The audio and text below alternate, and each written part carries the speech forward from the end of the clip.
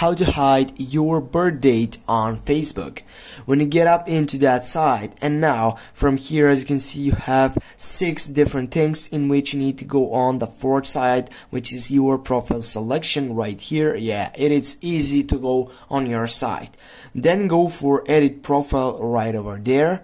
And from here, if you scroll down and take a look on details, or if you just join up by editing your about info, for example, if you go firstly on details and go edit, also from here could be join up your joining site on Facebook, but as you can see, there is no option to take off your birth date. This is why you're gonna get up from here and then scroll down, go on that last selection, which is edit your about info. Click on that site, scroll down, and from here, as you can see, you have basic info. Go on edit, and now if you go and take a look on your birth date, yeah, right here, date of birth.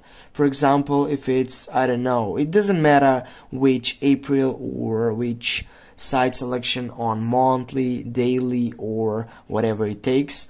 It doesn't matter that selection. What is mostly matter right here, it is right here on that selection, which is by simplify only me. If it's take by public, you're gonna got your birth date on Facebook and it will be visible for everyone. And if you go for only me, you're gonna simply get up and hide your birth date on Facebook.